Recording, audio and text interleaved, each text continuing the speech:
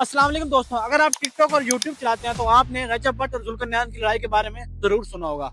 रजब भट्ट वही जिसको मार पड़ी थी वकीलों से। अबे साले ये नहीं बोलना था धोती की गोरा बेचारे की, चल भाग जा।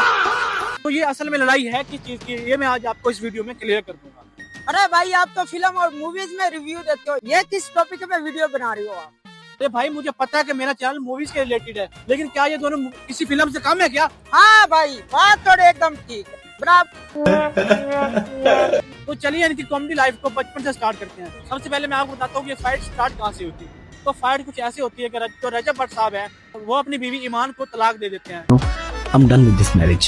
Right? I'm done with this marriage. ठीक है, लेकिन मेरे अंदर जो सारा कुछ है, मैं मुनाफिक की यारी दोस्ती नहीं चला सकता, मैं मुनाफिक का रिश्ता कहीं चलाऊंगा। जबकि उनका अभी फिलहाल ही में एक बच्चा पैदा हुआ है जो कि बिल्कुल ही मासूम है, तो फिर भी रजब भट्ट उसको तलाक दे देता है। तो जैसे ही ईमान साहिबा को पहला डिवोर्स का नोटिस मिलता है तो जनाब अली अपना और अपने बच्चे का हाथ डिवोर्स नोटिस पर रखकर इंस्टाग्राम पर स्टोरी लगा देती है।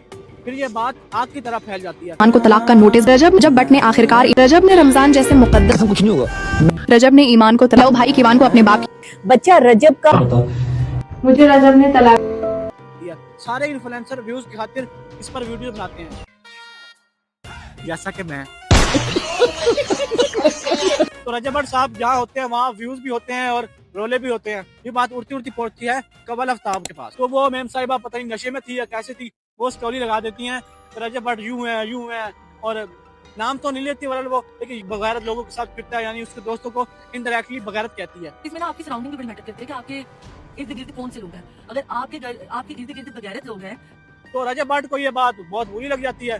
तो कुछ दिन बाद रजब भट्ट साहब अपना एक व्लॉग निकालते हैं जहाँ पर उनका दोस्त बता रहा होता है कि रजब भाई आप तो हर किसी पर भरोसा कर लेते हो, आपकी एक टिकटॉक पर एक मुंह बोली बहन है जिसने आपके बारे में बुरा भला कहा है और एक स्टोरी पोस्ट कर दिया। सोशल मीडिया पे जो बहनें आपकी बनी हुई हैं, ये यारों दोस्तों को बगैरत कह रही हैं, आपको बुरा भला कह रही हैं, आप क्या कहोगे? आप रजब भट्ट साहब चोड़ में आ जाते हैं और कहते हैं मैं ये हूँ तो मैं वो हूँ, मैंने ये सारी अपने पाँव पे बनाई है। अल्हम्दुलिल्लाह रजब फैमिली अपने सर पे बनी है। मुझे दिखा दो किसी एक बंदे से जाके शाउट आउट लिया हो।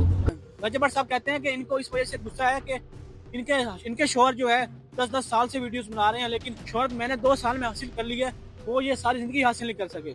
10-10 साल पुराने बंदे ने सारे सोशल मीडिया ते आए ने, ले आओ भावें नेटवर्क के हिसाब नाल ले आओ, भावें व्यूअरशिप के हिसाब नाल ले आओ, भावें फेम के हिसाब नाल ले आओ। उनको इस बात का भी गुस्सा है कि माँ बाप के साथ इतना अटैच क्यों है। जो मेरी मुंह बोले बहनें हैं वो अपने शोहरों को लेकर डिफेंस में चली गई और उनके जो माँ बाप हैं वो गाँव में धक्के खा रहे हैं। शोहर उनकी माओ से अलग किए हुए हैं, मावा पिंड रहिंदियां ने ते ए जेड़ा ना बहरिया टाउन च बंदियां नूं लैके रहिंदियां ने या करने वाले हैं। रजब भट्ट लास्ट में कहते हैं ये लड़की थोड़ी है, ये मेरी बहनें थोड़ी है, ये तो आंटी है, सबको ये अंदर रगड़ दिया। उसके बाद 2 दिन बाद जुल्करनैन साहब का एक व्लॉग आता है जी।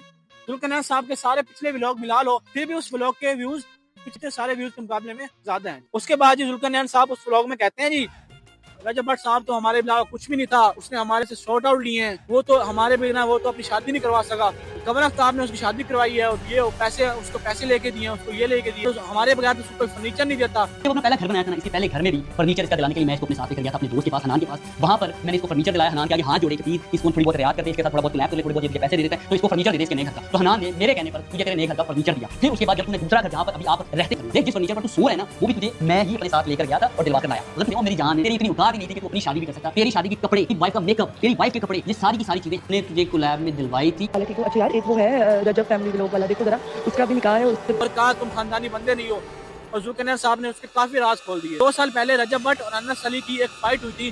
जुल्करनैन साहब ने अपने व्लॉग में ये कहा कि रजब भट्ट ने वो फाइट हारने के 50 लाख लिए हैं अनस अली से ताकि वो अनस अली को प्रमोट कर सके। इसी व्लॉग के अंदर वो रजब भट्ट के दोस्त को भी रगड़ देता है। वो कहता है कि रजब भट्ट के ना दोस्त के साथ मुखलिस हैं ना वो दोस्तों के साथ मुखलिस है, और वो अपने दोस्तों को व्लॉग भी इस वजह से बना देता कि वो दोस्त उससे आगे क्यों ना निकल जाए। ये कि नहीं तेरे सगे ने, और उसके बाद तेरी अगर बातें मैंने उनको अभी यहाँ इसी प्लेटफॉर्म के जरिए सुना दी तो उनको भी पता चल जाएगा कि तू उनका कितना सगा है, क्योंकि तूने भी मेरे साथ उनकी मतलब बातें की। तेरे दोस्त आकर जब मुझे बताते थे ना कि ये तो हमें यूट्यूब का व्लॉग नहीं करने देता, क्यों? क्योंकि इसको लगता है कि अगर हम व्लॉग करेंगे तो इसके व्यूज कम हो जाएंगे, ये भी पैसा कमा लेंगे, ये मेरे बराबर आ जाएंगे। तो ये निहायत ही घटिया और लालची आदमी है, सिर्फ और सिर्फ अपना गुलाम बनाकर रखना चाहता है। तो रजब भट्ट को ये बात गुस्से लग गई। ये थी जुल्करनैन रजब भट्ट की फाइट की वजह।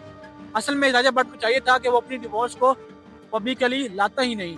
मेरे ख्याल में ये दोनों फाइट सिर्फ व्यूज की खातिर हैं और जुल्करनैन को व्यूज चाहिए था जो कि उसको मिल गए हैं, और रजब भट्ट भी कोई दूध को धुला नहीं है। आपके इस बारे में क्या कहना अपने कमेंट्स में लाजमी बताएं।